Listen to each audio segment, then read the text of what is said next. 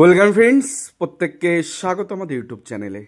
যে সমস্ত ভিউয়ার্সরা প্রথমবার চ্যানেলটি দেখছেন তারা অবশ্যই চ্যানেলটিকে সাবস্ক্রাইব করে দেবেন এবং চ্যানেলের পাশে বেল আইকনটি প্রেস করবেন যাতে এই ধরনের খবরাখবর সবচেয়ে আগে সবচেয়ে দ্রুত আপনাদের কাছে পৌঁছে যায়। তো আজকে যে বিষয় নিয়ে কথা বলবো, রীতিমতন শকড, মানে এই ব্যাপারটা যে আমার নজরে আসেনি এটা বলা ভুল, তখন নজরে এসেছিল, কিন্তু ওই যে গোপ থাকার পর একটা আন্ডারলাইন করতে হয় এটা অনেকেই জানেন না। তো আজকে একটি ছোট্ট এসএমএস, সকালবেলা ঘুম থেকে উঠে একটা এসএমএসের ভিত্তিতে একটা ভিডিও তৈরি হয়ে যাচ্ছে। তার কারণ একজন প্রার্থী তিনি গোটা বিষয়টা জানালেন কি, তৃতীয় দণ্ডবত প্রাথমিক শিক্ষা পর্ষদে। তার কারণ 14-16 ডিএলএড ব্যাচের যে গুরুত্বপূর্ণ মামলা, যেখানে 871 ভার্সেস 900-র কাছাকাছি কিছু প্রার্থীদের যে টাসেলটা চলেছে, এই ডিএলএড ব্যাচের জিনিসটা আমরা তো দুটো স্টার জানতাম, যে যারা নন ট্রেন ছিল তারা প্রথমে যেহেতু 14-16 মাস ট্রেনিং কমপ্লিট হয়নি, তো তারা নন ট্রেন হিসেবে বসে গেছে, তো তারা চাকরি পেয়ে গেছে, এ গ্রেড স্যালারি পাচ্ছিল, বাট তাদের ট্রেন হিসেবে ট্রিট করা হচ্ছিল না। প্রায় 900 মতন এরকম প্রার্থী আছে, কিছু কম বা কিছু বেশি। পরবর্তী ক্ষেত্রে 13 মাস পরে প্রাথমিক শিক্ষা পর্ষদ পার্সুইং হিসাবে যারা ডিএলএড সম্পন্ন করে নিল তাদের 871 জনকে চাকরি দিয়েছে, এই মর্মে যে তারা তখন ট্রেনিং কমপ্লিট করেনি, বাট তারা ট্রেনিং কমপ্লিট করছে রিক্রুটমেন্টে 13 মাস পরে। আর তো সেখানে তাদেরকে অ্যালাউ করে দেয় ঘুরপথে, তাদেরকে চাকরি দিয়ে দিল এবং সেখানে কোর্টকে মিসগাইড করে। তো 871 জন চাকরি পেল। পরবর্তী ক্ষেত্রে তাদের ব্রেকআপ লিস্টে নামও নেই, তারা মামলা করলো যে আমাদের ব্রেকআপে নাম তুলে দেওয়া হোক। কিছু জনের এমন ধরনের অনেকে এসেছেন। আমরা এই দুটো স্ট্যান্ড জানতাম, কিন্তু বিশ্বাস করবেন না, আরেকটা পক্ষ এখনো বাকি আছে। আমি বলছি না, এরা প্রাথমিক শিক্ষা পর্ষদ ছত্রে ছত্রে দুর্নীতি করা পর্ষদ। ওই বিল্ডিংটাকে দেখলে বাইরে থেকে মনে হচ্ছে অনেক কিছু, কিন্তু ভিতরে না মাকাল ফল। বাইরে থেকে সুন্দর চাকচিক্য, এটা ওটা সেটা, পুলিশ পহারা, এ ও সে, সিকিউরিটি গার্ড, গাড়িতে ভিআইপি লালবাতির নীলবাতির গাড়ি, কিন্তু ভিতরে যে আদতে ওটা কি তার বলতে বাকি নেই।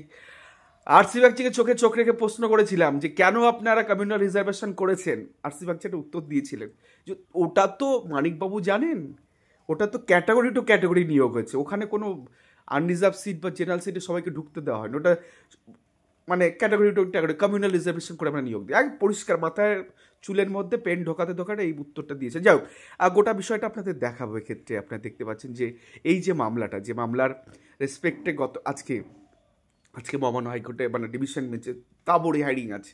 তো দুটো পক্ষ এখানে আপনাদের বললাম, একটা যারা নোটিফিকেশনের আগে যারা নোটিফিকেশন যখন থ্রো করা হয় প্রাথমিক শিক্ষা পর্ষদ তরফ থেকে, তারা অনেকেই ডিগ্রি কমপ্লিট ছিল, তো আনট্রেন্ড হিসাবে চাকরি পায়, মানে legal, fresh, genuine, honest person, চলো দিয়ে দিলাম।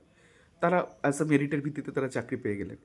তো তারা কি করলেন, তারা নন ট্রেন থেকে গেলে তারা 32,000-এর মধ্যে ঢুকে গেছেন, তাদের চাকরি বাতিল হয়ে গেছে, কিন্তু তারা এ গ্রেড স্যালারি পাচ্ছে, তাদের 14-16 ব্যাচ। আবার সেকেন্ড পার্সেন্ট কারা, 13 মাস পরে যাদের কমপ্লিট হয়ে গেলো ট্রেনিং, তাদেরকে প্রাথমিক শিক্ষা পর্ষদ একটা নোটিশের ভিত্তিতে বলে এসো ভাই, চাকরি নিয়ে যাও ভাই, তোমরা দুবার একটা রিক্রুটমেন্টে পার্টিসিপেশন করো, আসো, আমি পুরো গোষ্ঠীর তুষ্টি করার জন্য তোমাদেরকে আমি করে দিচ্ছি, জায়গা করে দিল। কিছু জনকে চাকরি দেওয়ার পরে বাকিদেরকে বলো তোমরা কোর্টে চলে যাও, কোর্টকে বলো যে আমরা এরকম নোটিশ দিয়েছি, তোমরা ভাই একরামুল বারিকের কাছে যাও, তার দুজন জুনিয়র অনুষ্কা ব্যানার্জি আর একটা তনুজা বসাক, পুরো এন্টায়ার 20-25টা মামলা তাদেরকে দিয়ে করালো। এমন একটা কথা রচিত হয়ে আছে, তখন একরামুল বারিকের কাছে গেলেই চাকরি। তো 14-16 ব্যাচের সমস্ত প্রার্থী গেল, কোর্টকে মিসগাইড করলো যে দেখুন এই নোটিশ, এই ব্যাপার, ওরা চাকরি দিচ্ছে, আমাদেরকে কেন দেবে না। কোর্ট বলে ঠিক আছে ভাই, চাকরি দাও, একই ফুটে গিয়ে আছে, ধানার মামলা হয়ে চাকরি হতে থাকলো। কিন্তু রহস্য একটা বাকি আছে, এরা ট্রেন্ড হিসাবে ট্রিট হলো। আর আপনি জানেন জাস্টিস গাঙ্গুলি ট্রেন্ডের চাকরি বাতিল করেনি। তাহলে যে প্রার্থীগুলো 2016 সালে তাদের ট্রেনিং কমপ্লিট না থাকার জন্য একই ব্যাচ 14 সালে তারা আনট্রেন্ড হিসেবে ট্রিট হয়ে তারা ঢুকে গেল, প্রাথমিক শিক্ষা পর্ষদ তাদেরকে ট্রেন্ড হিসেবে মানতে পারছে না। তারা যেটা করছে সেটা হচ্ছে যে আমরা তোমাদেরকে ট্রেন মানবো না, কারণ ট্রেনকে অন্য অংশকে আমরা তার যারা ট্রেন হিসেবে ক্যান্ডিডেটগুলো দিয়েছিল তাদেরকে আমরা ট্রেন হিসেবে মানবো। বাট তোমরা তখন আনট্রেন ফিল আপ করেছো কেন? অপেক্ষা করতে পারতে, আমি যখন দুর্নীতি করবো তখন আমাদের সাথে আসতে পারতে, তাহলে তোমাকে আমরা ট্রেন হিসেবে ধরতাম, তাহলে তোমার চাকরি বাতিল হতো না। সেই জায়গা থেকে যেটা এখন ব্যাপারটা হলো, এই দুটো জিনিস স্ট্যান্ড ক্লিয়ার। কিন্তু থার্ড যে বিষয়টা সামনে উঠে আসে, দেখুন 2014 সালে ব্যাচের এখনও অনেক ক্যান্ডিডেট আছে যারা এখনও বঞ্চিত। তারা সেই সময় পর্ষদে তার নোটিফিকেশান মিস করেছিল, অ্যাকচুয়ালি মিস করেনি, তারাও কোর্টে মামলা করেছিল, তাদের কোনো জায়গা আছে কারা যে এরা বলছে আমরা 32-এর মতো ক্যান করে ঢুকে আছি, মানে 14-16 ব্যাচে বহু প্রার্থী ক্যান করে ঢুকেও আছে। এখন বিষয়টা হচ্ছে অনেকগুলো মামলার আমি সকালে স্ট্যাটাস চেক করলাম, তাতে করে জাস্টিস গাঙ্গুলি পর্যন্ত গড়িয়েছে, অর্থাৎ 23 সাল পর্যন্ত গড়িয়েছে, সেগুলো না অর্ডার বের করতে পারেনি, কারণ কোথাও গিয়ে তাদের ডাউট মনে হয়েছে, বিভিন্ন একাধিক জাস্টিস গাঙ্গুলি থেকে শুরু করে আরও কয়েকজন বিচারপতি ডাউট মনে হচ্ছে যে 14-16 ব্যাচটা এইভাবে কেন নিয়োগ পাচ্ছে। তারা সেগুলোর অর্ডার কমপ্লাই করেছে। সেই সমস্ত প্রার্থীরা যেহেতু কোর্ট থেকে অর্ডার বের করতে পারেনি, তারা কিন্তু এই 14-16 ব্যাচের সেকেন্ড দফায় 13 মাস পরে যাদের ট্রেনিং করে অ্যাজ এ ট্রেডিশনাল চাকরি দিয়ে দিল, তাদের ফুটিংও আসতে পারেনি। তো 3 রকম স্ট্যান্ড রয়েছে বস।